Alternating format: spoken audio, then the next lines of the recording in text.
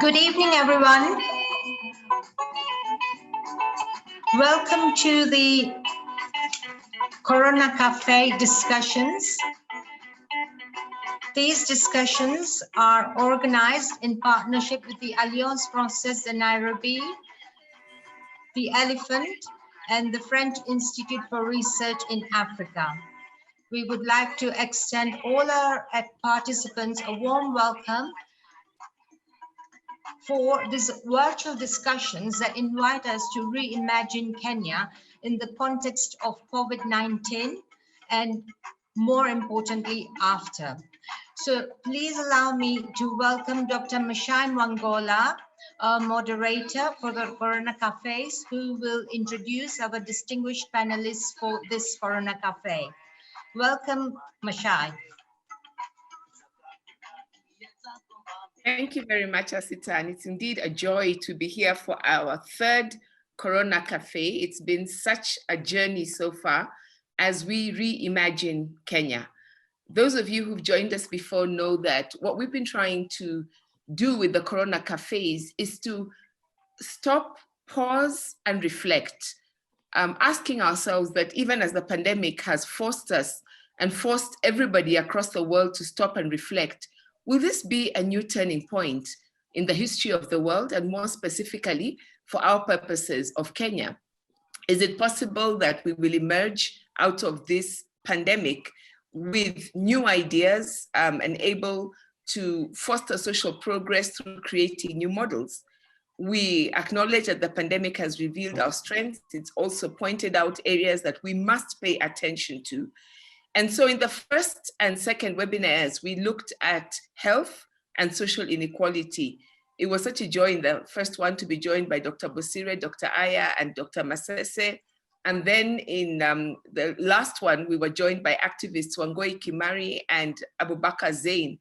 And what began to emerge is that indeed we should be using this moment to envision our way forward to sustainable, people-centered systems of resilience.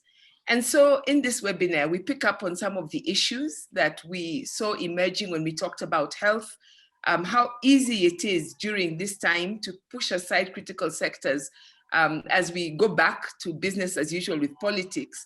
And yet we realize that if we don't pay attention to health and now to education, we are playing with the very fabric that holds our society together.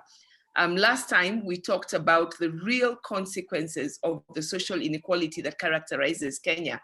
And today we'll be thinking about how these translate to the reality of the great education divide.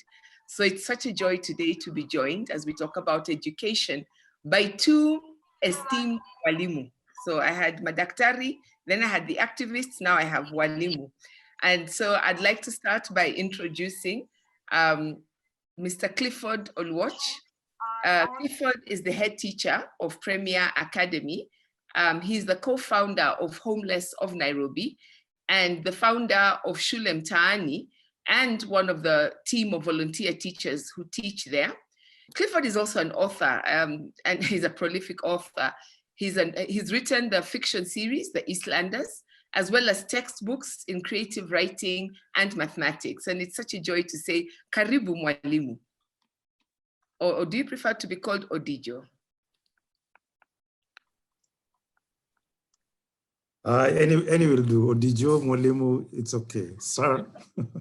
Okay, that's a new nickname I have learned for you. What does it mean? Many of us are there. Those of us who know, of course, and others who are thinking, what does that mean? So okay. Why Odijo? Well, Odijo is also generational because it has changed. Odijo actually means teacher. For the old generation. For the current generation, I've just realized that there's a new word. It's actually Mode, right? So it's no longer Odijo. So there are those ones who call me Odijo, the old generation. And the young guys nowadays call me Mode. So I just Mode. And that nickname is generally associated not so much with your time. And I know you've worked extensively teaching in the formal system before you became head teacher at Premier Academy. But really it's associated with your work at Shule Mtaani. Could you just say a little bit about Shule Mtaani? Well, Shule Mtaani is what I would call the Instead of people going to school, which is a traditional way of learning and schooling, Shule Mtaani is the other way around. It brings the school to the street guys. So we take the school to them. Because as one of them said, I will learn, but I won't go to school. So we said, okay, fine. If you learn, but you won't go to school, so we'll get the teachers for you and we'll bring the teachers to you, we'll bring the school to you. So Shule Mtaani is a space whereby we bring the teachers to the street guys, which is the other way around. And that's how they learn informally, at their own pace and at their own time. So hence, Shule Mtaani. So there's no fixtures, there's nothing, it's just informal. So what you're able to do at one and the same time is you're working both in the formal system and in what many of us would consider an elite school. And then you're also working in Mtaani. So you're already bridging the educational divide that we'll be talking about. Sure, yes. Okay, I look forward to hearing more about that. And then I also want to welcome our other panelist, Dr. Wandi Anjoya. Needs probably no welcome to those of you who surf the virtual spaces looking for somebody who is talking about education. Dr. Anjoya is Senior Lecturer and Head of Department of Language and Performing Arts at Daystar University. And she's also somebody who I can say has honestly earned the title of public intellectual, and she does focus on education. Let me just say that Dr. Anjoya has won the Bloggers Association of Kenya's Best Social Issues and Active Citizenship. She's the winner of that blog for 3 years running, I believe, Mwalimu. And you have now moved on to become a V-blogger. And she's a V-blogger on Maisha Kazini. And some of the conversations that we will be having today, if you're interested, please go and check it out. The current series, which is on Mind and Soul, specifically engages questions of education. And I'll be picking up some of those issues that you raise as we go along. Mwalimu, you seem really invested in the virtual sphere. And I know in a discussion we had some months back on the elephant, you told me that you have extended your classroom to the virtual space. Why? First of all, what does that even mean, to extend your classroom to the virtual space, and why?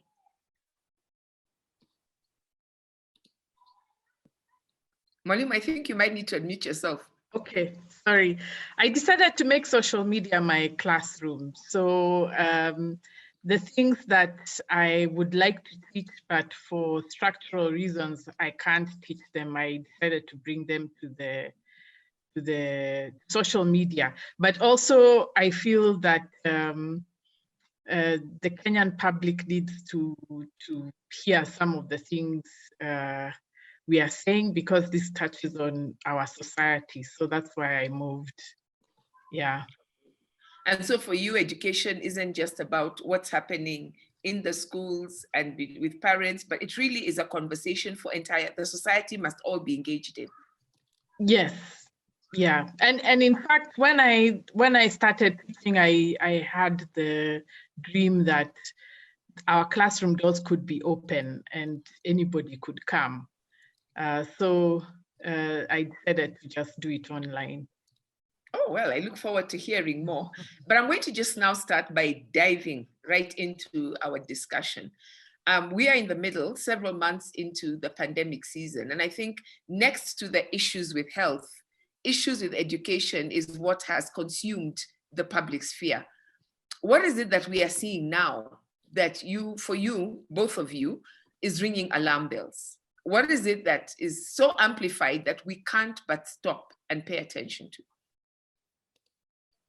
I don't know, I was about to say Mwalimu, then I realized it would be any one of you. So Clifford, do you want to start? You're a teacher, you're a head teacher, you're a teacher on the front line, you're one of the frontline workers. What for you, one or two things that is just ringing alarm bells? Maybe it's a disparity. I'll give you 3 scenarios.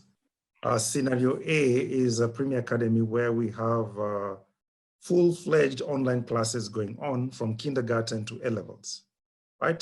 So learning is going on or schooling is going on. Good, great. So parents have paid fees and the kids are actually engaged. So that's one scenario. Scenario B is a children's home that I run in Gashie, where we have 32 kids who attend public schools. So they're at home. and they're not engaged in any kind of online classes. We tried, 2 or 3 of the schools tried, but again, it was through, WhatsApp, kind of, right? So kind of a mix. Scenario 3 is Shule Mtaani, which is now bang in the middle of the slums. And not only do we deal with street boys, we also deal with students who live in the slums and live in the slums but go to public schools. And there, nothing is happening. So the first alarm bell is actually the huge disparity within a span of, should I say, 50 kilometers or even 25 kilometers of each other. So we are not talking of rural, we are talking of Nairobi. Just within Nairobi, you have that kind of disparity. That's an alarm bell, If this continues for another 1 year, then basically you have people who have, should I say, a head start in life. Doesn't mean that they are ahead, they just have a head start, right? And that actually concerns me. Of course, there are other social issues that come about with teenagers being idle and that kind of thing, but that we'll talk about later on. So that to me is actually the first sign of alarm. Okay, and that's true, everybody's talking about, and you're right, we think usually rural, urban, things like that, but just even within the same, in one county, you can already see that beginning to play out. Dr. Njoya, what would you say is for you the most glaring alarm bell?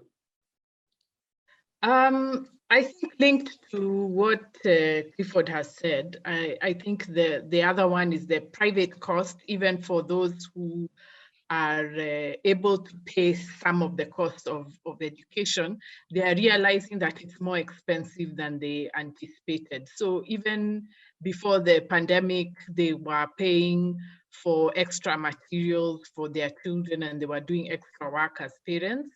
But now with the pandemic, they have to pay the cost of the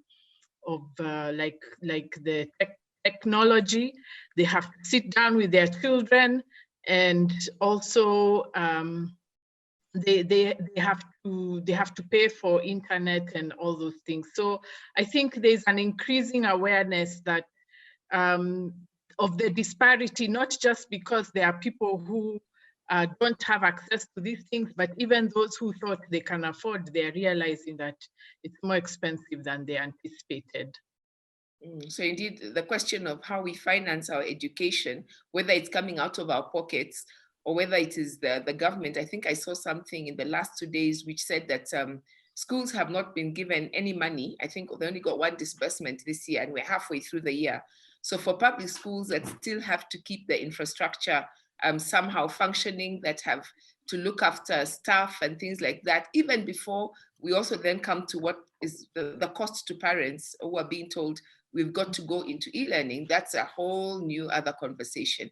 And now that I've mentioned that, apart from what is being amplified that already was part of our infrastructure and and the environment, we now have we're all now discovering the delightful world of e-learning or going virtual, whether that means radio, television, or computers.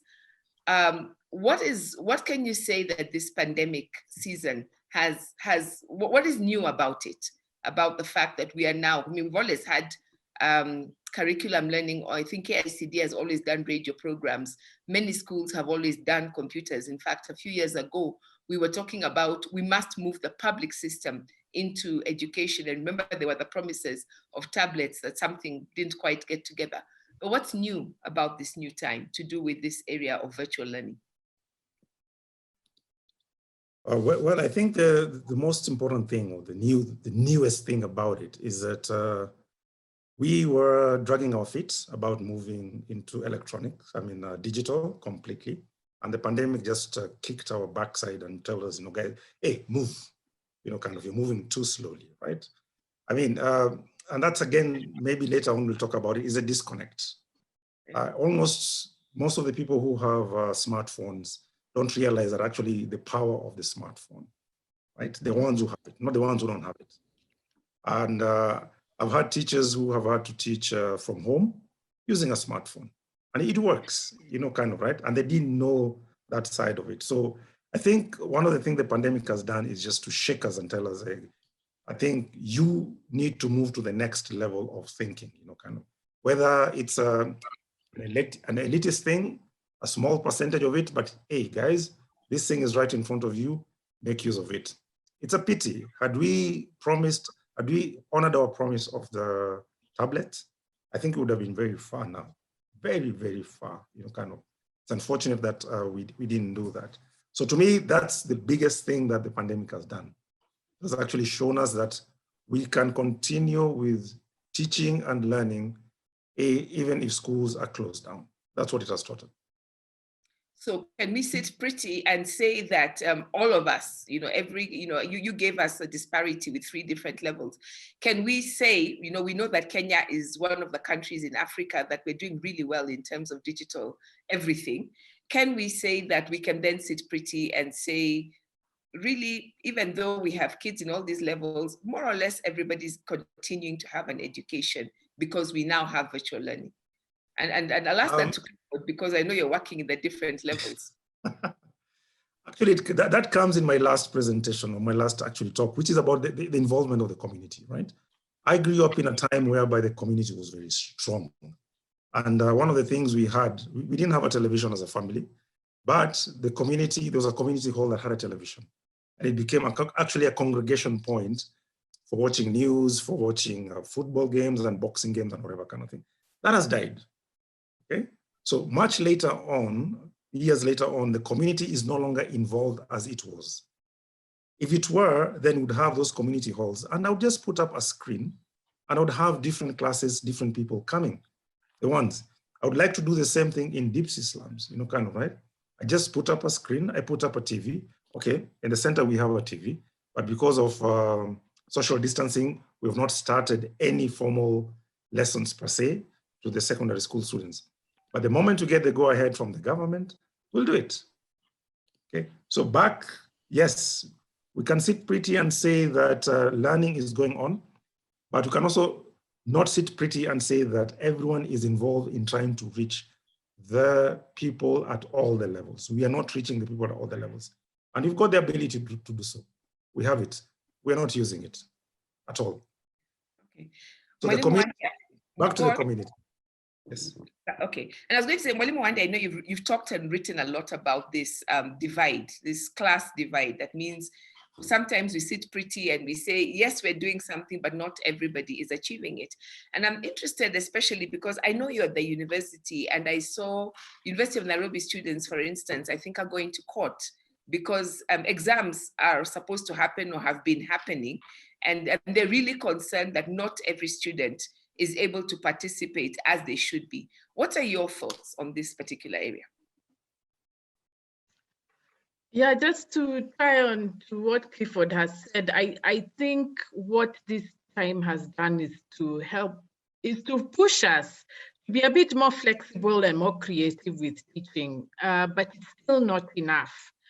We have to think of other ways in which we can reach students and not just limit it to tech, because you can teach in an open field. It doesn't even have to, and you don't even need tech. You can use storytelling and other things. And I think that kind of imagination is what we have not yet allowed in the education system.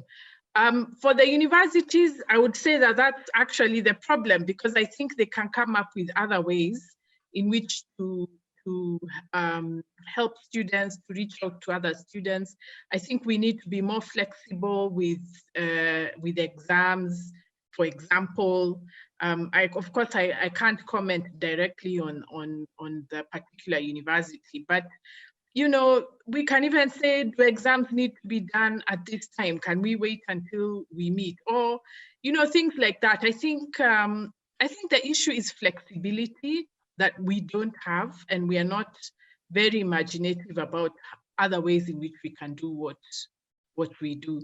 And I think universities tend to be the most rigid of them all, because we have those, that's what we used to call it when we were young. We have like a status to protect, and so we tend not to be very flexible in terms of thinking of another way to do something.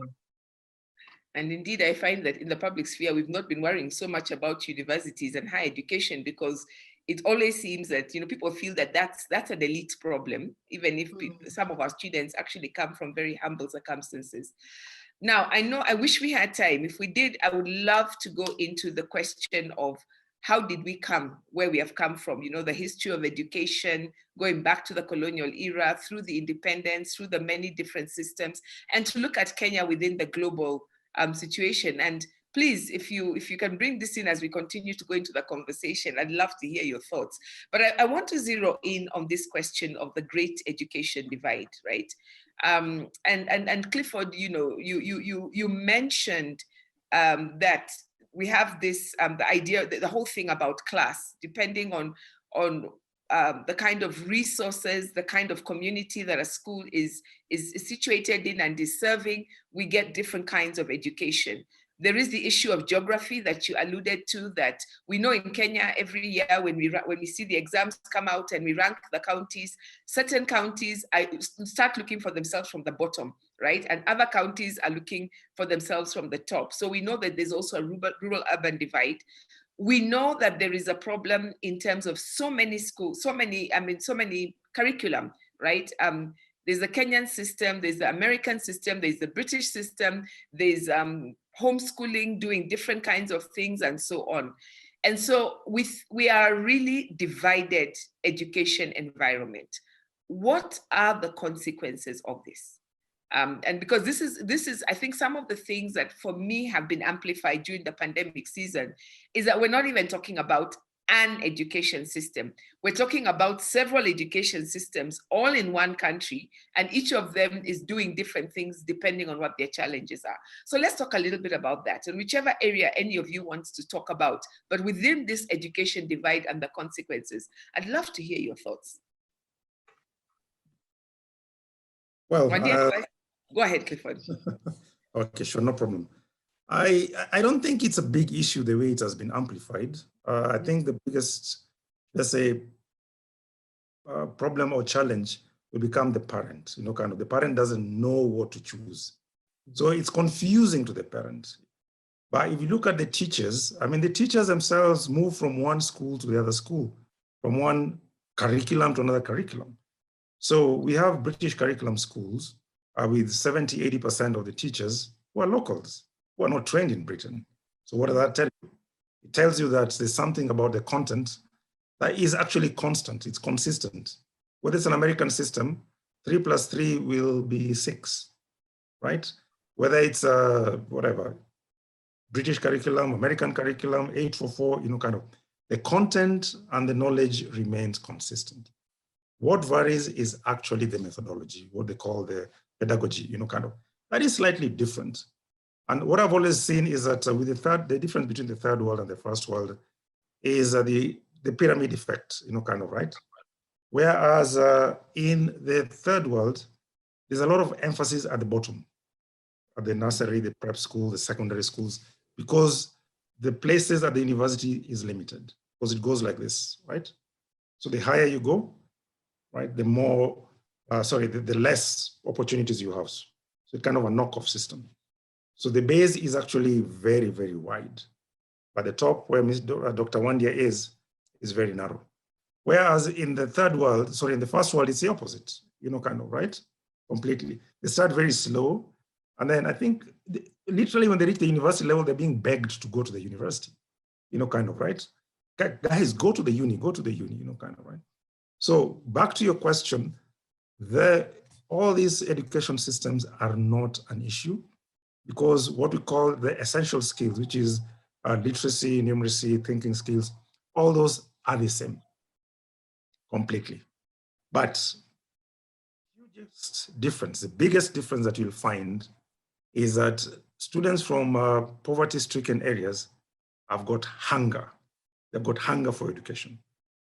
Whereas the students from the privileged systems have got this kind of, let's say, privileged situation whereby we know we are going to go to uni whether we make it or not. So the hunger is not there. That's the biggest difference. Back to the parents, when they're choosing, and when I'm talking to them, the only thing that I insist on is that To me, the most important thing is not the knowledge, the content, or the curriculum. The most important thing is the character of the person. That to me is a bottom line. If you have character, then you can fit into any of those systems completely. And that's a message I give the parents all the time. Yes. Wandia? Wow. Okay. I think the different systems. Gosh, I've just drawn a blank. I think there might be a problem at the level of curriculum, especially what histories and language they are being taught. I know the CS for Education at one point insisted that everybody must do Kiswahili, which is good, but I don't know yet how that is playing out in the education system, and that applies also to history. What history they are learning. The second inequality at curriculum level might be in the arts.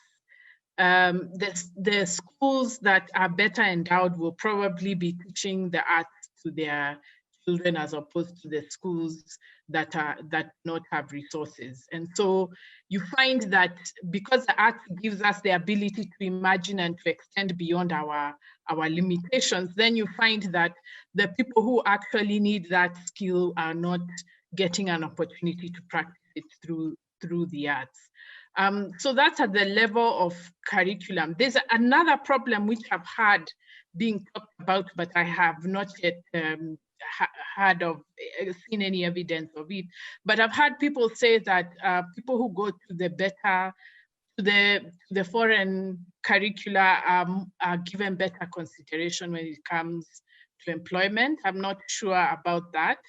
But that could be a problem going forward if people feel that a certain curriculum is going to be more, better than the other. But this is not to say that the curriculums are necessarily better.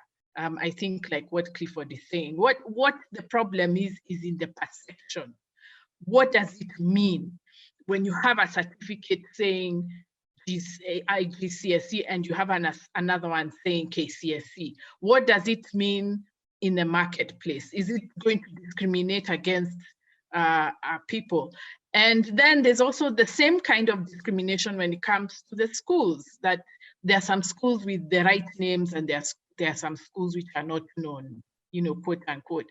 So most of these issues are outside the school system, but they have an impact on the classroom because the parents and even the kids start getting nervous about, am I doing something that will improve my chances, or am I just, following a dead end? Yeah, so that's where the problem is in terms of the different curricula that we have in Kenya. But okay, I think, sorry to say, I think when you don't have enough public schools, then that is inevitable, because once you leave it to the private sector, then you're basically, it's free fall. People can offer what they want since it's being paid for.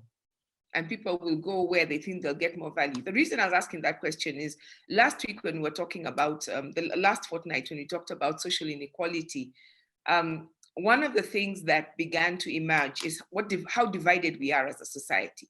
So one of the things that occurs to me is that in another 10, 20 years, we're going to have a generation that emerges that even the core where people who went through, say, 844 or 763, you have, if you want, generational blocks where people will say, we all studied the same thing.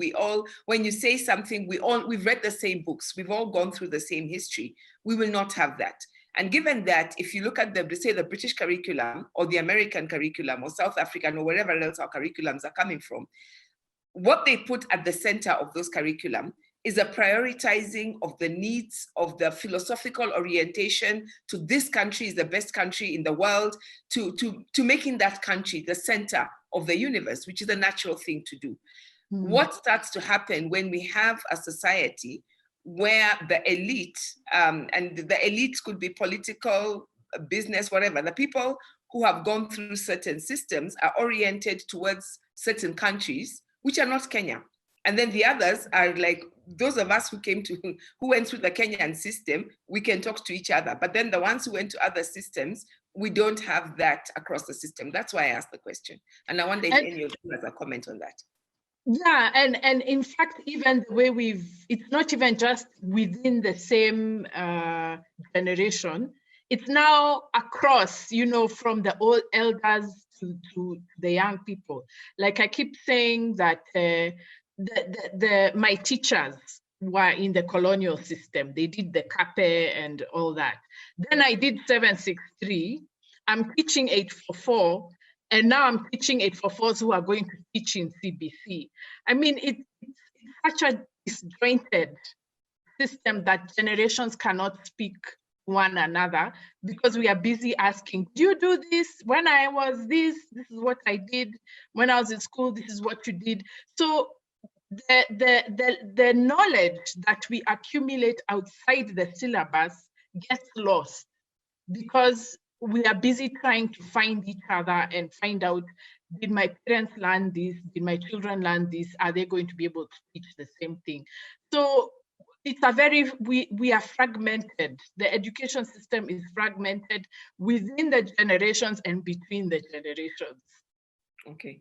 Well, I'm going to ask you then, what are the priorities that are emerging as we are in the present? Hopefully, one day we will, I really love the image that Arundhati Roy gives, that we will emerge into the portal of the future.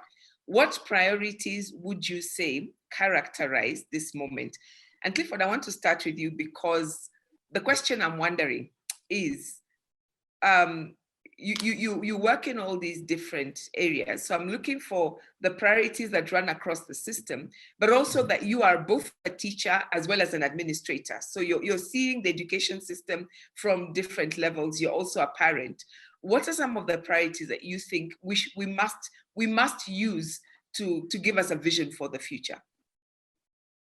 Thanks for that.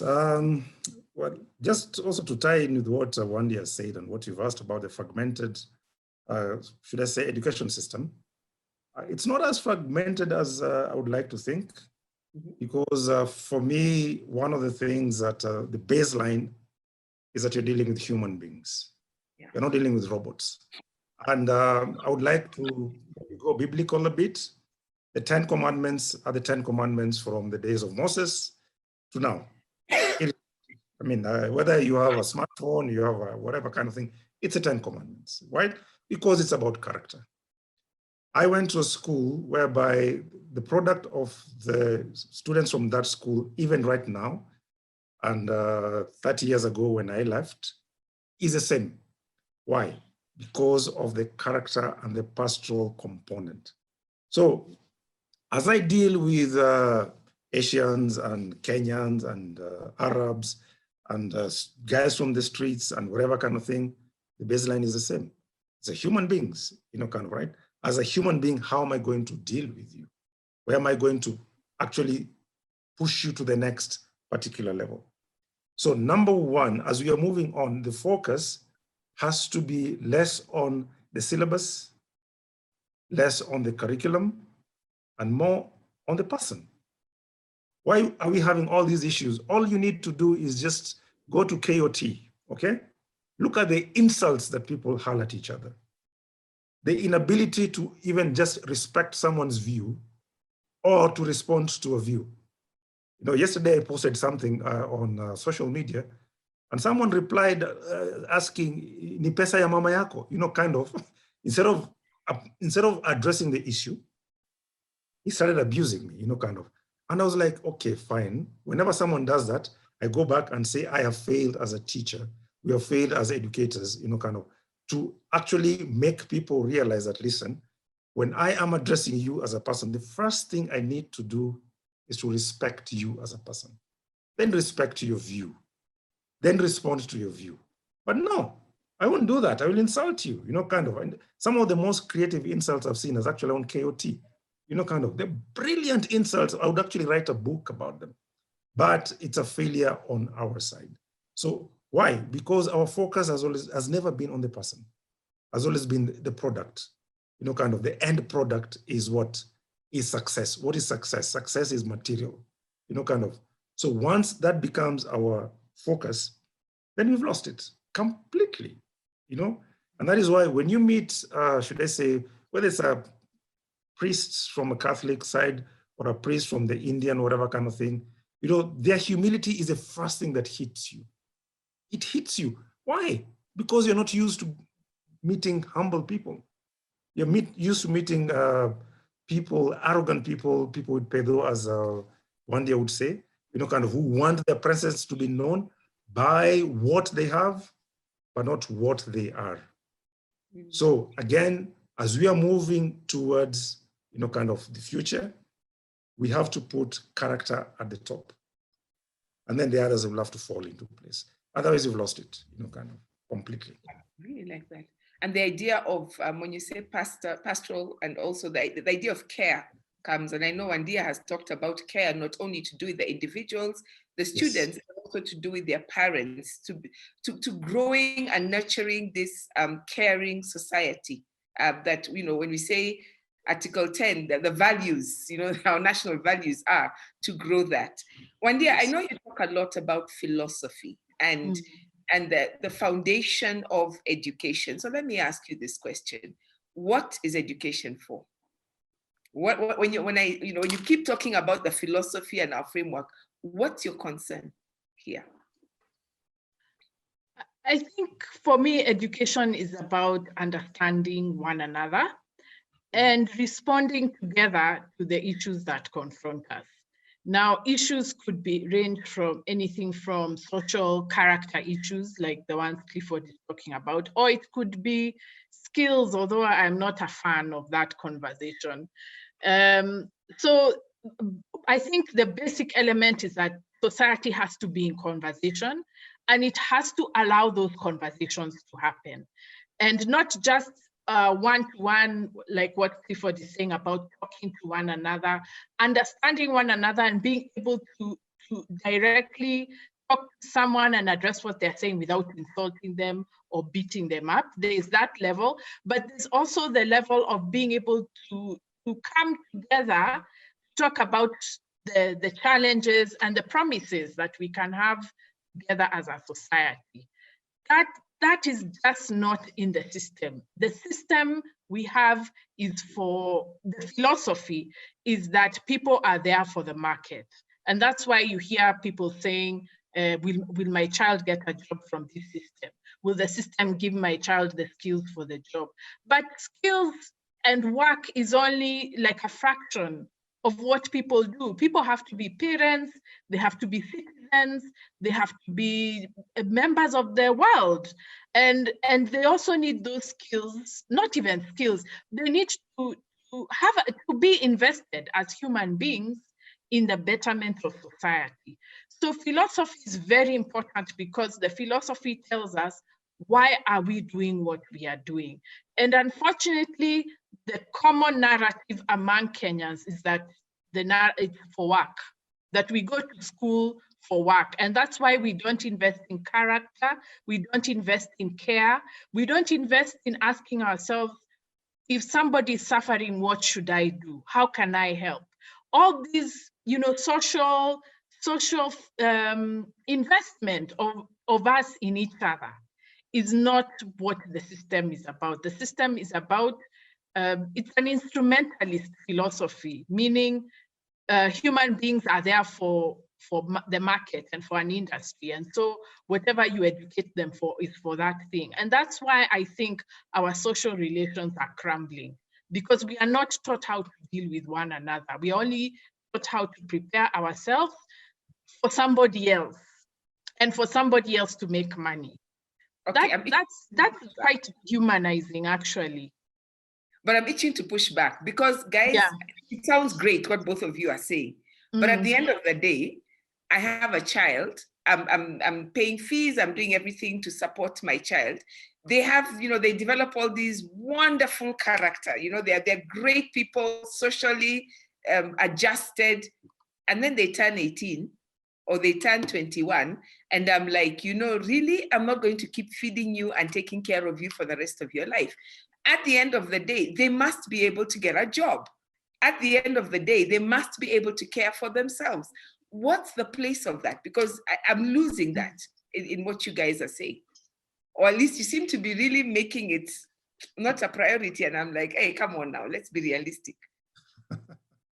You see, character makes sense when you're talking about the economy, because character is what will make people innovative and come up with different ways to earn a living. It will make them also better at the workplace, although I already have an issue with the way the workplace is structured. But more than that, character will make good citizens who will demand solutions to our economic and structural problems. You see, now we are voting very badly. We vote on the basis of name and where people come from. Instead of voting on the basis of issues, we are not able to address issues. So there's really a problem with citizenship, that Kenyans, we are not able to demand the kind of economy that would enable our young people to earn a living. Like if they start a business, there will be no problem with credit. They wouldn't have 10,000 licenses to buy. And why do we have a good business environment? Because the citizens are well educated to demand it. So that when somebody comes saying, hold that thought. We have it because our citizens are well educated. How do I know they're well educated? I know they're well educated because somebody brings me a certificate. And how did they get that certificate? They did well in school. Those are linked. So yes, I can be building character, but at the end, the kids must pass their exams, right? Well, they'll pass the exams maybe they'll pass the exams, but 5 years later, they'll be calling someone close to me for help because the child is an alcoholic and can't sort out their life. So I think Kenyans need to hear that money is not everything. Character has a big role to play in how your child turns out. It's not enough to get a job, and as we can see with COVID, jobs are going. So there has to be a constant. And the constant is not the economy, the constant is us. But also the other thing I wanted to say is that this cannot come from the school system alone. Schools are a reflection of society. So if society is not making the investment in itself, in people, in respecting people, in giving them cushions like healthcare or, just a good environment, then the schools are not going to be heaven on earth. They will just replicate the same problems that we are seeing in the rest of society. And so Kenyans must fix society. The adults must do the work. Elections are coming, so people need to vote like parents, not to vote like supporters. They vote for parents according to the issues that will benefit their children. I kind of like that. People need to vote like parents. I'm going to come to you in a minute and ask you, this education system that you're envisioning that is beyond schooling, it includes schooling, but it's beyond schooling. Let's assume we start working on it. Tell me what it will look like in another 30 years. But before we go there, Clifford, I read an interview where you were talking about Shule Mtaani, and one of the things that was intriguing is you said, you think it's important for the students who you're teaching with your team, the voluntary team that's there, for them to have a certificate, an end of school certificate. Yes. And I'm also imagining that for you as a head teacher, right now, what's sitting at the back of your mind is that everybody's talking about how are we going to complete the curriculum this year for students to be able to do their exams. What's the place of exams in our education system? Why do you think it's important? Are supposed to be an audit, okay? And I always say they're supposed to audit, if I'm not wrong, 4 or 5 things. And number one, they're supposed to audit the education system. Whatever you have actually said that this is our curriculum, it's supposed to audit. It's like a checklist. You say that we're going to learn this, so it's an audit of those things, right? The second thing they're supposed to audit is actually the teaching learning process. Did it take place? For example, if you give a comprehension on poetry, And the kids did better in nonfiction than in poetry. So it's an audit that poetry actually, either the kids have not understood it or the teacher has not delivered. So it's an audit of the teaching learning process. Number three, it's also an audit of the teacher themselves, you know, kind of, right? So consistently, if there's this teacher who's struggling and whatever, it's an audit, right? Fourth, it's an audit of the student, right? As this student understood. And that is where you find that some students who have been doing very well in the process of the year, when it comes to a one-off exam, they do poorly and then we judge them based on that. So it's an audit of the student. Unfortunately, we've made exams a complete audit of the students alone. Yeah. And we condemn them to that. So we refuse to look at the bigger picture, and we look at the narrow picture. And that is where the problem comes. Now, back to Shule Mtaani. Of course, I have dropouts. People who have dropped out of standard 2, standard 3, and have gone to the streets, so got them from the streets, and then start to do with them something. The reason I need them to know how to read and write is simple, so that you can actually read a text, send a text, go to the bank, and actually take part in a transaction, you know, kind of, right? And eventually, we live in a society, we cannot run away from it. We live in a society whereby the first thing you'd be asked, which class did you reach? Umefika class ngapi? What level of education have you reached? Well, if you say standard 2, that is the end, you know, kind of, we don't even have a certificate. It's a country of certificates. So I have to be fair to them and actually throw them into the competition of the rat race, but I have to give them the skills. One of the skills is actually a certificate, you know, kind of, right? But you'd asked a question about, which I would like to comment on, just give me about a minute, about... Sure. I just wanted to really make that point. I really like that you said that yes. When it came to exams being an assessment of the student, it is whether the student understood. It is not about whether the student is intelligent. It is not about whether the student is a good person. It is not about whether the student is going to be a success or failure in life. I really, really like that point. So thank you for saying that, but go ahead. Yes, one of the things about the future, which I was talking about, is again, the despite, not the, should I say what, decompartmentalization, the disconnect between the community and education system, right? Mm-hmm. So here is your 18-year-old who is graduating out of high school, but has been in classrooms from kindergarten to Form 4, classrooms throughout, you know, kind of, no job experience, no community service, you know, kind of, right? No mentorship programs, nothing completely. And when they go out there at the age of 18, right? Legally, they are adults, you know, kind of. But the way they behave, they're still kids. So point number one, which again, I think the Indians have actually perfected, is job placement and apprenticeship, which I think was there in the traditional African society, whereby you had the blacksmith and people would go and learn to be blacksmiths. The carpenters, it was there. But when you started looking down upon those manual jobs and say that the most important thing is actually to speak English from the nose and that kind of thing, the book education became more important than, should I say what? The manual jobs, then everyone ran away from that. And when all these, should I say, universities started mushrooming and whatever kind of thing. So back to your question is, from the time they reach secondary school, Form 1, up to Form 4, all these students have to be exposed to job placements, whereby they have mentors at the job place, and it will help them to think, you know, kind of, oh, this is a workplace, this is what I want to do. This is what I don't want to do. I don't like this kind of thing and whatever kind of thing.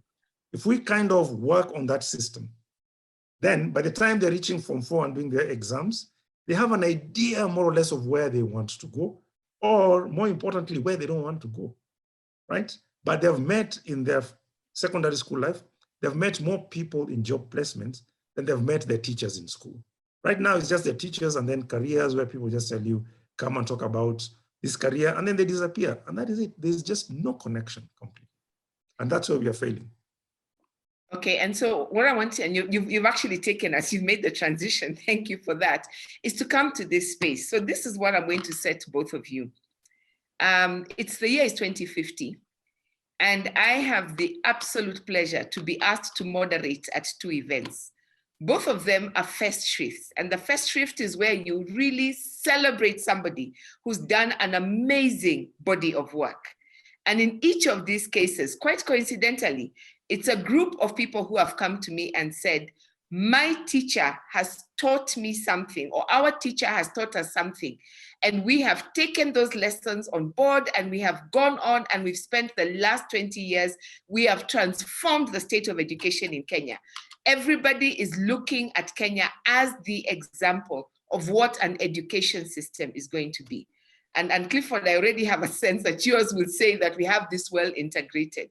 But I'll start with Wandia, because I had given her a bit of time to start thinking. Wandia, when people come to celebrate Mwalimu Njoya and to say that here we are your students, look at what we have accomplished because of what you taught us.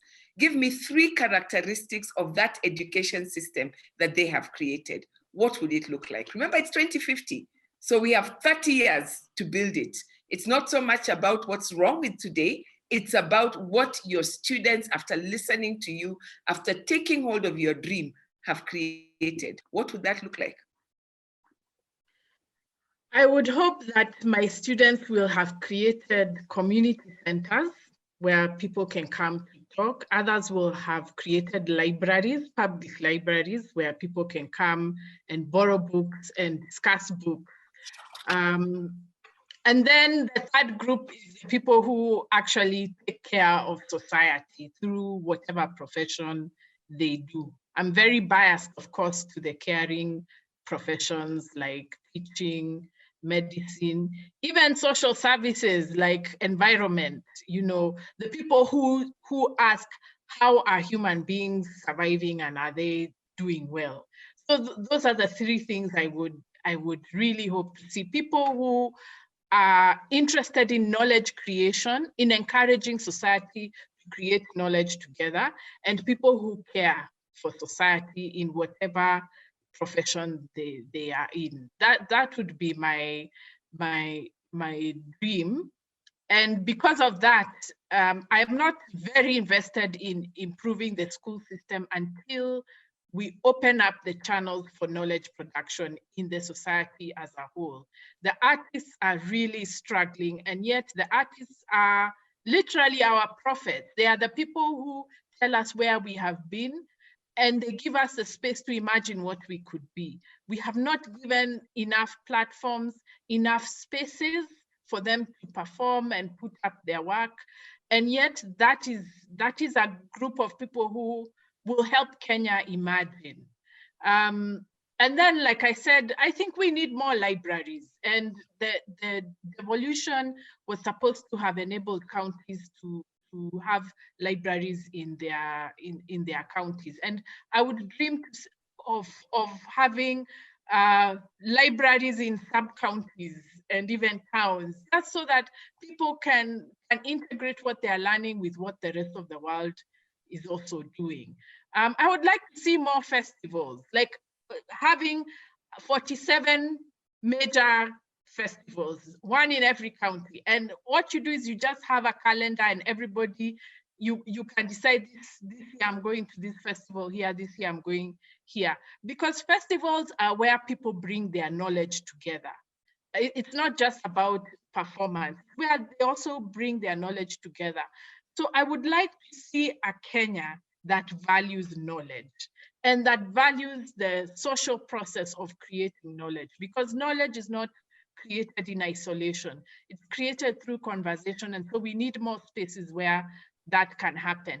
I think if we did that, then people would not be so nervous about which school system. Is a school going to give my child a job?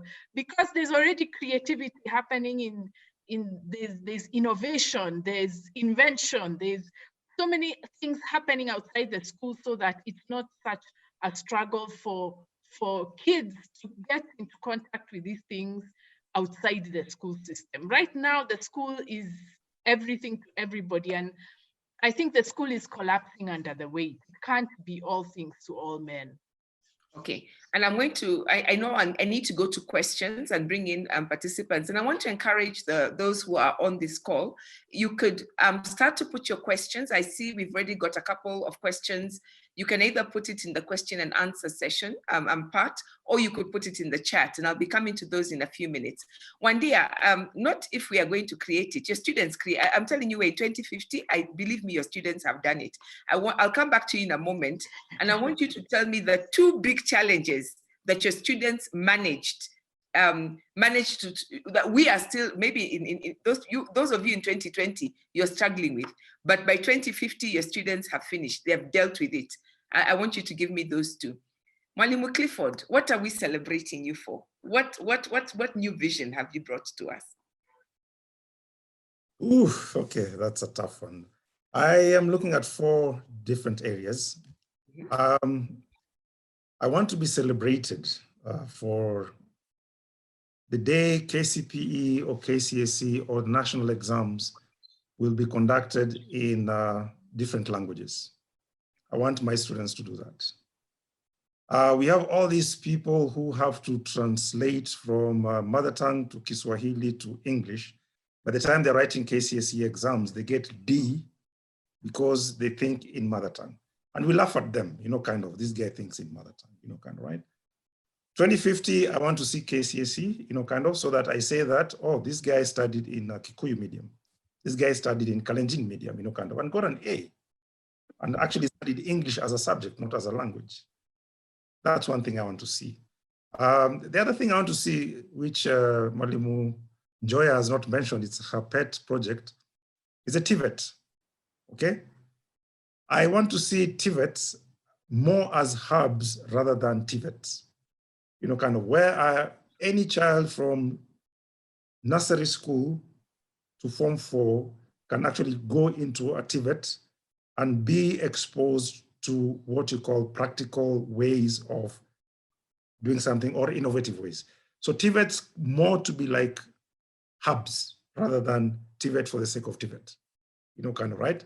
So that I don't use a pencil and I don't know where a pencil has ever come from. I've never seen. But if from standard 1, I go and actually get involved in the making of a pencil, right? It will actually trigger something about my innovation and my creativity, okay? I want to see, again, that I've talked about, I want to see community involvement. And here I have to say that religious centers have to step up completely. The religious centers, I grew up in an area whereby the Catholic Church in Jericho was actually a center whereby we all met. People from different denominations met, and we played badminton, we played table tennis, we played football, we played all these things. It brought people together. And more than that, we actually had study groups, like way in the 70s and 80s, had study groups. So it became actually a community center, And next to the community center was a Jericho Social Hall, which had a TV. So if you wanted to watch something, kind of, the guys who wanted to go into boxing, there was boxing over there. The guys wanted to go into whatever, karate, there was karate over there. All these community centers brought people together, right? We've become so individual and we just become like all these, we've gone into cocoons whereby we're looking into ourselves, we're not looking into others. So I want to see my guys going into community centers. And finally, of course, the last one, is character. Character. I want to see my students, kind of going back to what Wandia said, going back and giving back to the community, not because it's a CSR for the sake of a CSR, but because I'm privileged. I'm privileged because I'm healthy. I'm privileged because I'm alive, okay? So I have to take care of people who are unhealthy or who are unfortunate because of A, B, C, D, and whatever. I have to share with them. I have to share my time. I have to share my knowledge. I have to share my resources. That's what I want to see my students doing. Good.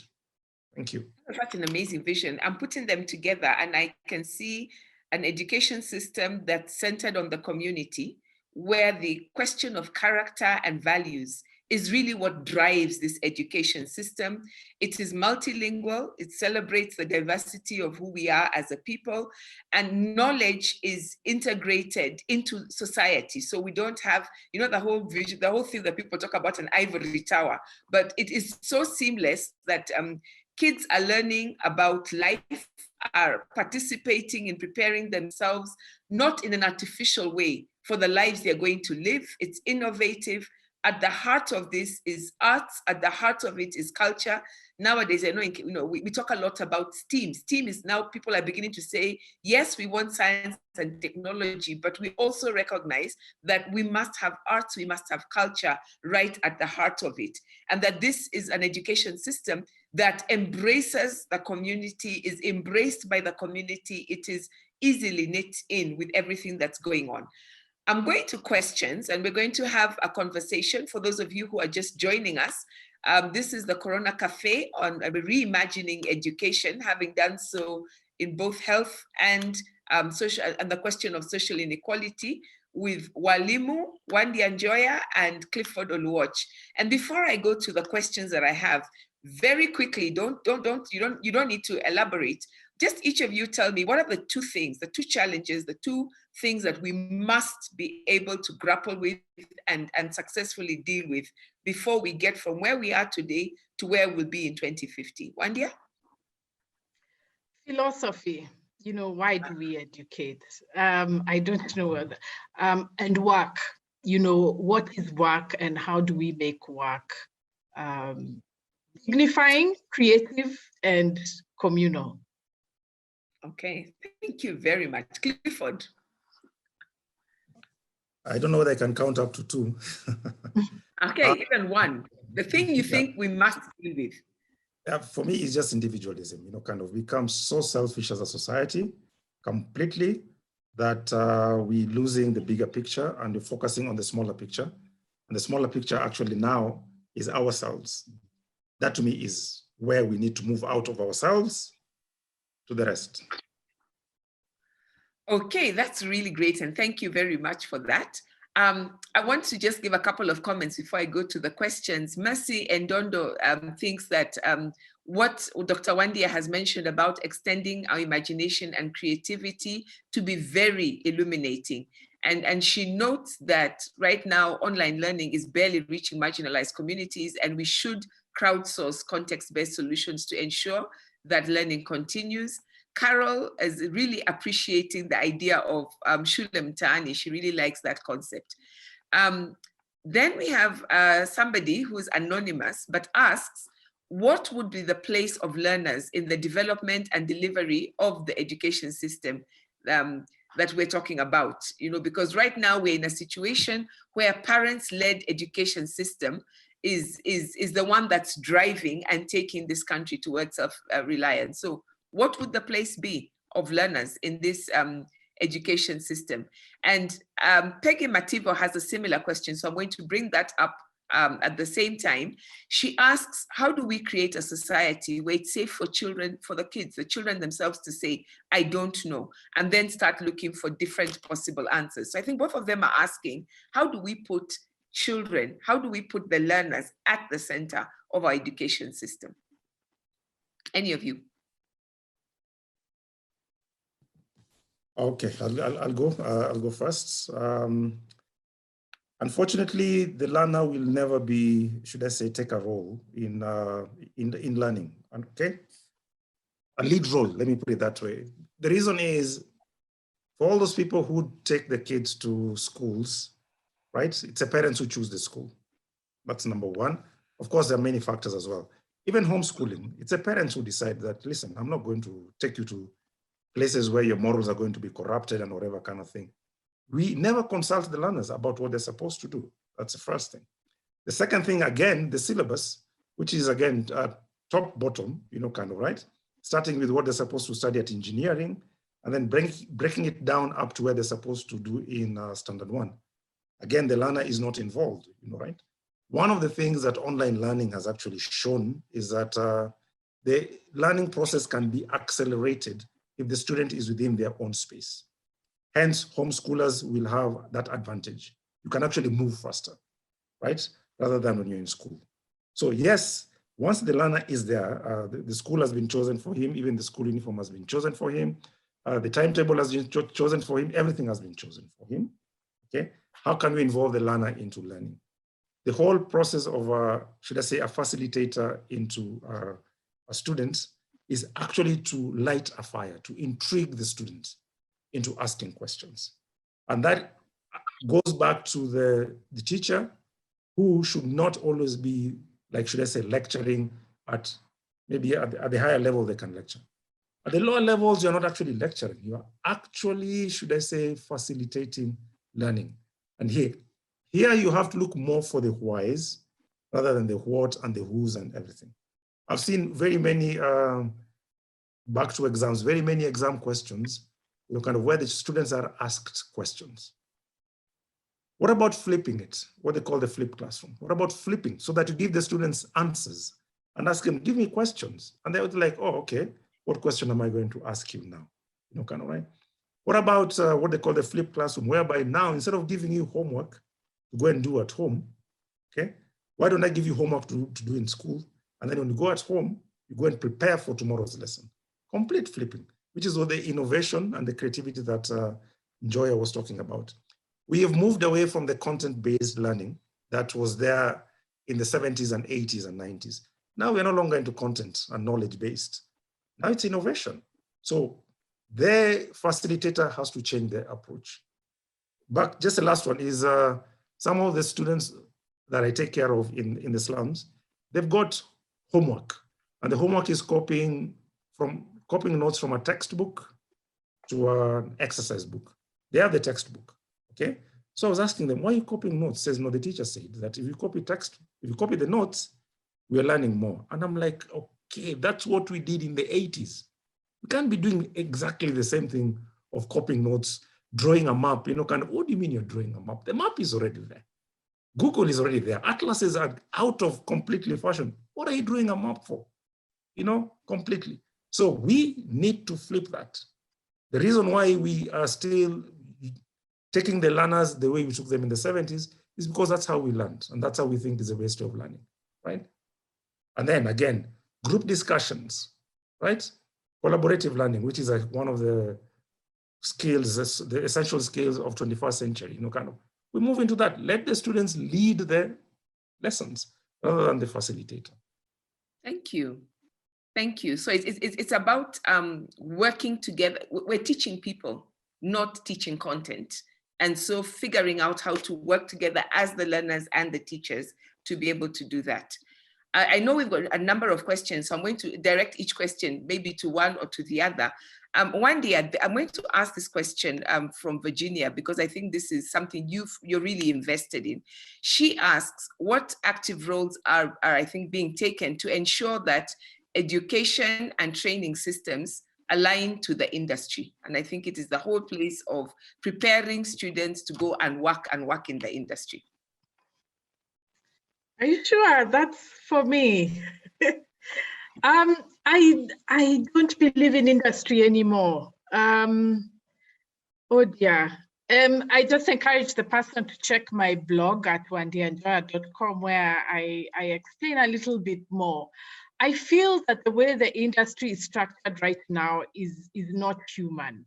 It alienates us from our work. It gives people very little say about what they want to produce. It doesn't, once we enter the workplace, our knowledge keeps growing, but we are treated as if our skills are supposed to remain stagnant where they were when we first got employed. So there are many issues I have with the way industry is currently structured, and I feel that is what is now making the school system a bit tight and rigid, because we are trying to fit people in a very narrow industry. So I would say that we actually need to ask more questions about the way the industry is structured in Kenya. We have so much regulation, so many licenses, and so little incentives for people at the bottom to start their own things. So I think that already needs to be checked. The other thing is that there's a fundamental irony in the Kenyan public, that on one hand, they say they don't want people to be educated for employment, but then at the same time, they are saying they want people to have skills for the industry. I think we need to decide as Kenyans what we really want when it comes to work and what we want education for. And that's why I was saying, for me, I think the question we need to ask besides what are schools doing is how is the workplace structured? That is a problem that we haven't quite resolved, because we inherited institutions at independence that we have not changed. So they're still operating on the same logic, and I think they need to be revised.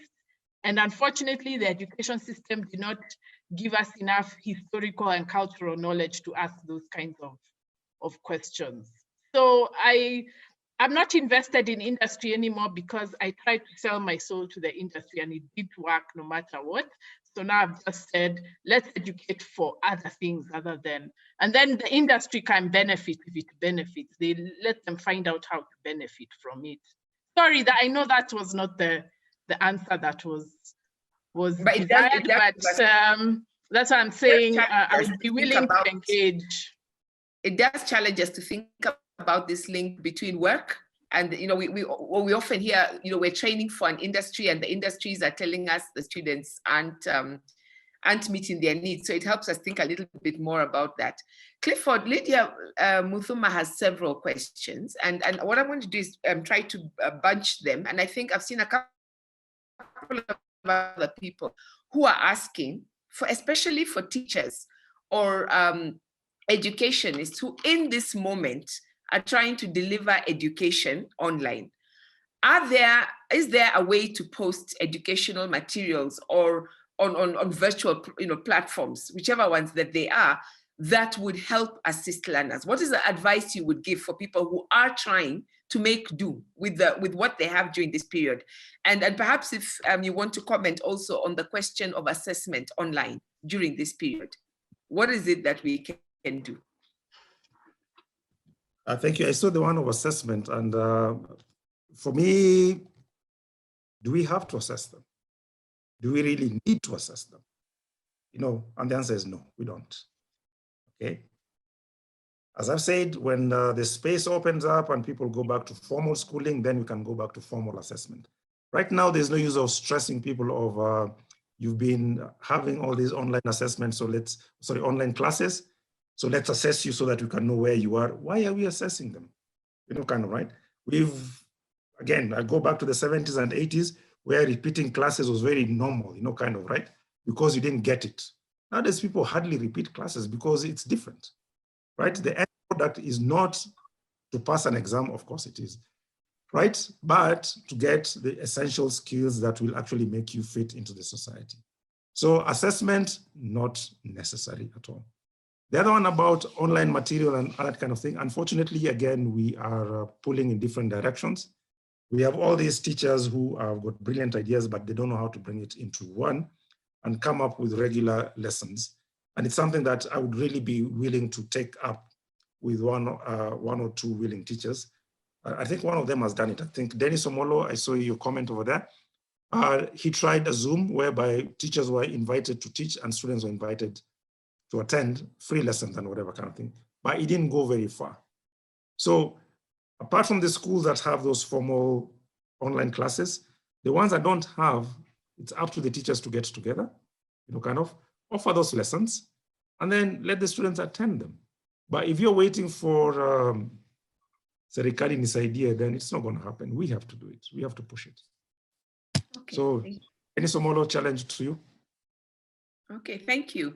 David Mongela is wondering, what would those community centers look like? Wandia, maybe you can help us just a little bit. You know, are they going to be addressing specific issues that face the communities? What's the purpose of taking these centers into the community?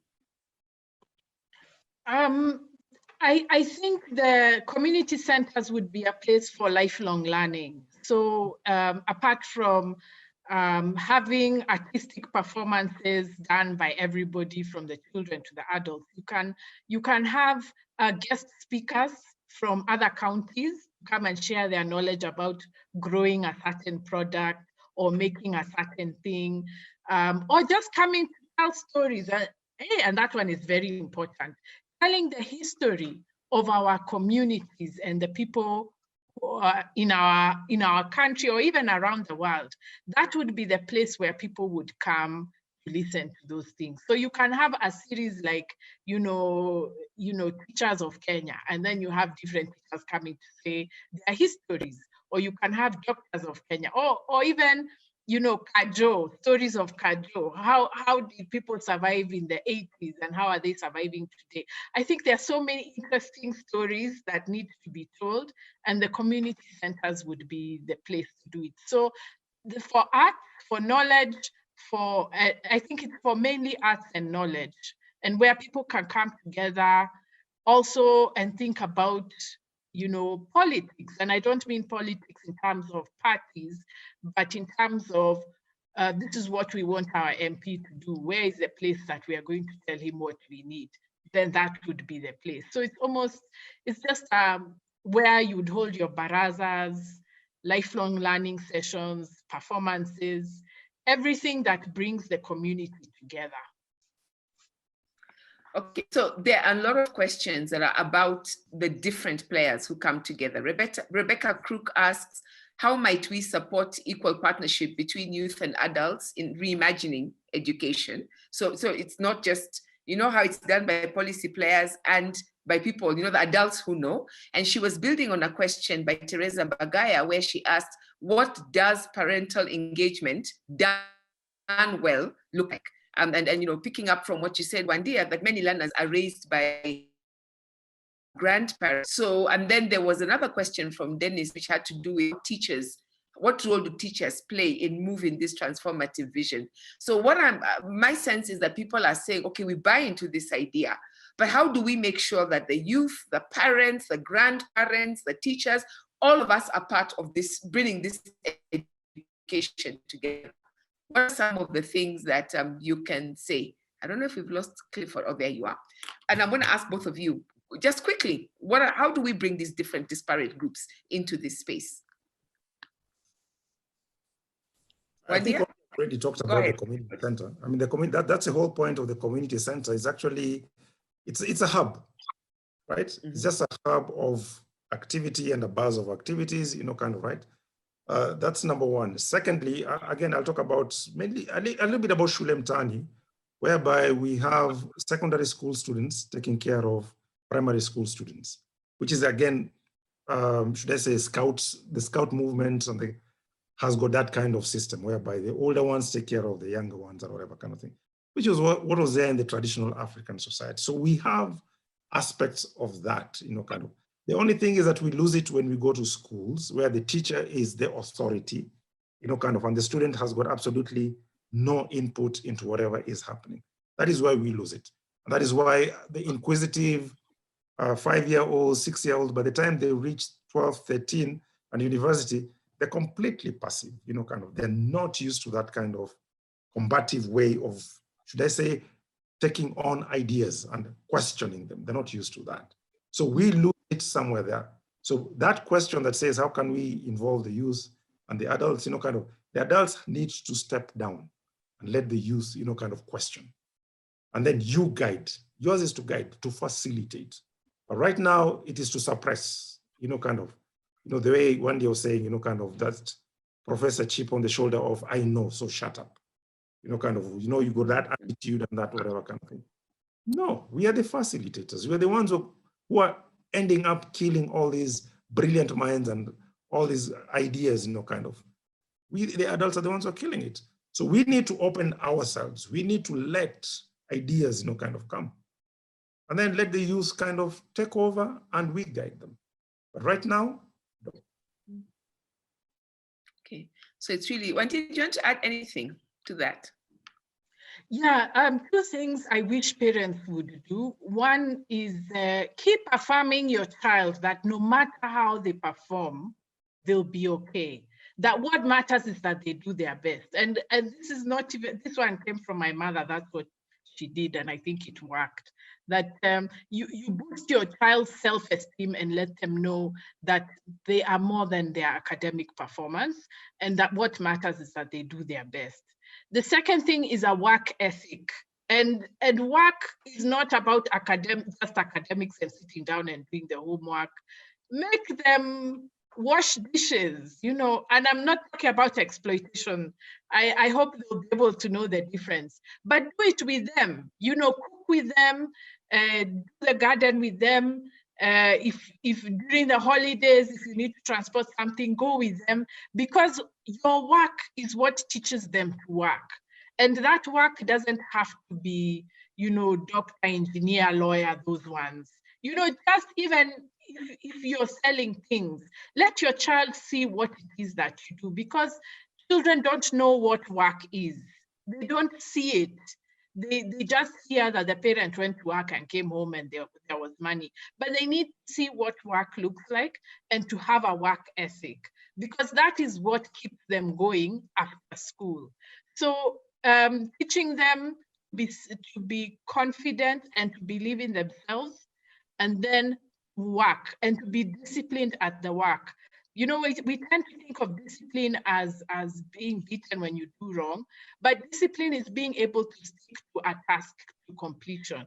And that sticking at it, even when it gets difficult, is what our children need. They need to know how to stick to the task until it's completed, so that they learn how to be. That's what discipline is, and we are lacking that discipline in our society. It's not even just young people. For example, just to give us a small example, like when I tell students to do projects, immediately they come across a hurdle, they give up, and then they come back to me and say, "Oh, Mwalimu, we've not been able to do it." But you know, I tell them you have to push. You know, ask different questions, find out whether there's something else you're missing, you know, keep at it. That kind of discipline is what our children need. And that, unfortunately, I don't think can come from the school. It has to come from the parents and from society. Thank you. And you've almost, I think you read my mind about the question I wanted. There's a whole bunch of questions that have to do with what are the practical things we can do now during this pandemic season.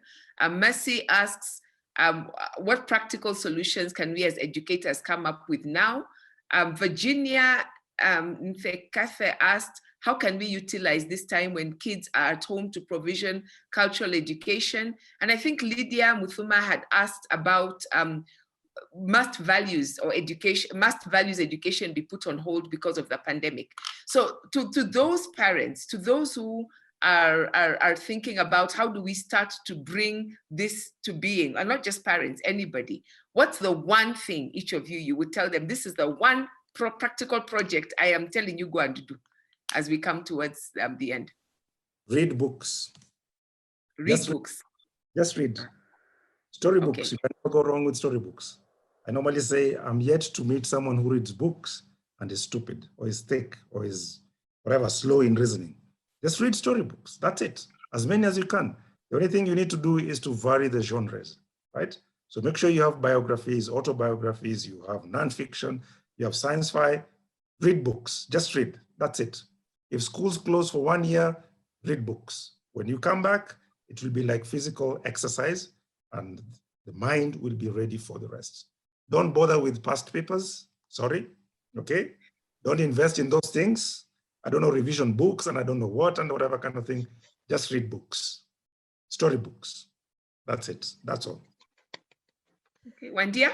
It's so good, yes. Storybooks, and then I would say, go to your shosho, your auntie, ask them, what did you do when you were my age? That's it. She will tell you about how the city was or the village was, and that's already history, how things used to be done those days. Yeah, they just need to go and sit at an elder's feet and listen to stories. So there's the reading of the stories, but they can also go and listen to the elders telling about their lives. And they'll be surprised how much they can learn about the history of their counties, the history of Nairobi, the history of everywhere, just by somebody saying, when I was young, this is what I used to do. This was the bus I used to take. Those days we didn't have this. Yeah, they just need to hear stories. Clifford, I have, as I come to the end, one question, perhaps a final question. Ruki Kagodo is asking, how do you envision us incorporating social emotional learning into the curriculum, very, very precisely into the curriculum, to build interpersonal and interpersonal values and interpersonal relationships into the curriculum? It's a long question. Yes, but just think, social emotional learning, how do we incorporate that into the curriculum? I don't think it's about the curriculum, right? I think it's about one, tradition and culture of the school and of a country, okay? For us, our tradition and culture has been very academic oriented.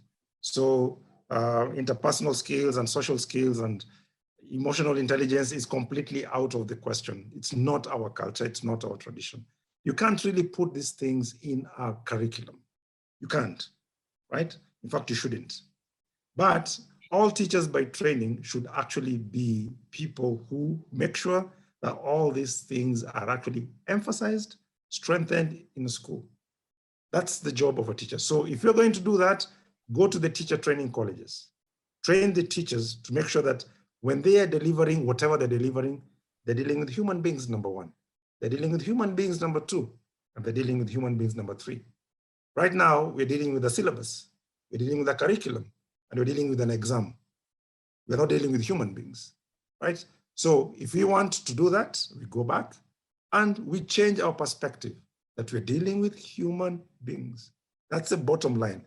Once you do that and you treat the students like human beings, everything will fall into place. Right now, we are not. Hence, we are paying for it. Okay. Wandia, final question for you on policy. Do you think there are existing policies to open up elite schools? Because you talked about that, to pupils coming from different social backgrounds. What kind of a policy do you think, scholarships, because of what you said about it seeking to define, what kind of policies might we put in place that opens up the educational space? Yeah, I'm a believer in affirmative action. I think the elite schools should try to have a diversity of people from ethnic and class backgrounds, because it also enriches the experience of even the other children who attend that school.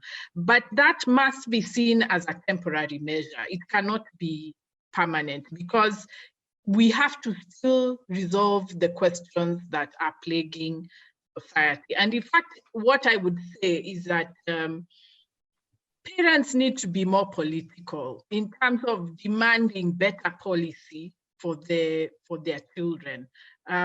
You know, the teachers, of course, we have a lot of homework to do in terms of rethinking what education is, but we need a conducive society that supports creative education. And so I think parents also now have to start asking themselves the questions about their citizenship.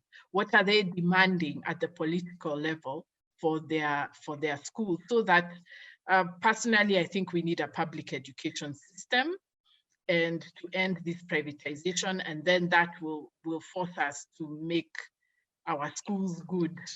But that's just a practical solution. I think there needs to be a more community engagement about the society we want, because we can't have children being educated to be better than what is in society. Unfortunately, that's the hard truth. Yeah. Wow. Okay, I can hardly believe that we've actually been on this for 90 minutes, and the questions and the comments are fantastic. I just want to encourage anybody who will be joining our next conversation. You really want to be within the group, because such amazing, I cannot even read all of them, but their comments, I'm appreciating the focus on culture, appreciating the focus of language. I'll just mention a couple of those as I come to both of you and ask you to think about your closing remark. What are the priorities you want to leave in our minds? but I've loved to see so many people engaged on the question of how all of us as a community, somebody said, we need to come out of our bubbles. Conversations on teacher education, which we haven't been able to go into, a couple of questions on the curriculum and how we can infuse the curriculum with many more things. It's such a joy to see so many of you engaging so actively on the chat. But now as we come to the end, Clifford and Wandia, okay, I know I didn't get to ask you, what are the 1 or 2 big problems that we absolutely must deal with? Yeah, your students will deal with this before we get to 2050. So can you just give them some leakage, as we say, so that they know what they have to deal with, even as you make your last comments? And I don't mind whichever of you wants to go first. Tell us what are the 2 problems that we must immediately get exercised in solving. And then secondly, give us your final words as walimu wakuu to take with us as we finish. Okay. Who goes first? I think we need to ask what kind of society we want. That will answer the kind of education we get. And Kenyans need to be brave. They need to find it in their heart to want us to be a human society again, so that we stop being selfish and individualist and unable to grow our minds. So for me, that's what I would leave Kenyans with, that please start to think about what kind of a society we want, so that we educate our children for that society. Thank you very, very much, Dr. Mwalimu Wandia. I know everybody calls you Dr. Joya. Dr. Wandia, Mwalimu, thank you so much. Clifford. Odijo, what are your last words? Odijo, my last words is, unfortunately, we'll always be judged by what you have rather than what you are. So my students have to live with that, that irrespective of however much good you do and whatever kind of thing, people will always look at, what are you getting out of it? What do you have? Not what are you, kind of. And to me, my lesson throughout is like, what are you as a person? What are you? What is this person? That is my final one, kind of.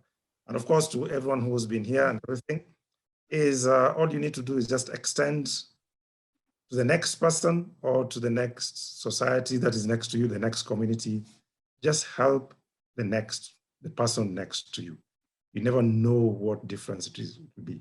Whether it means paying school fees for the watchman's kids or for your maid's kids and everything, just do it. You have no idea who you are investing in.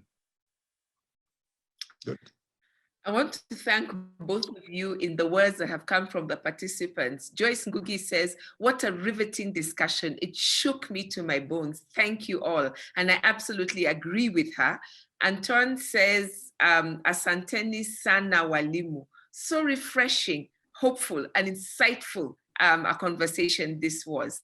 As I say farewell and thank you, both of you, I just want to remind everybody that these conversations are going up both on the Elephant website and on the Alliance Française YouTube, so you can catch them after this and share them with other people. I want to thank both the Elephant, Alliance Française, and IFRA Nairobi, who have been our hosts on this great discussion, and ask you to look forward to the next one, which will be happening in a fortnight. It may not be on the Tuesday, we might play around with the date a little bit, but it will be about a fortnight from now, when we'll be talking about the economy. Thank you very, very much. And I leave you with these words from Rebecca Crook. Why do we learn? Who gets to decide? What world are we reimagining during the pandemic? And what does that mean when it comes to education? Reimagine Kenya, reimagine education. Thank you very much.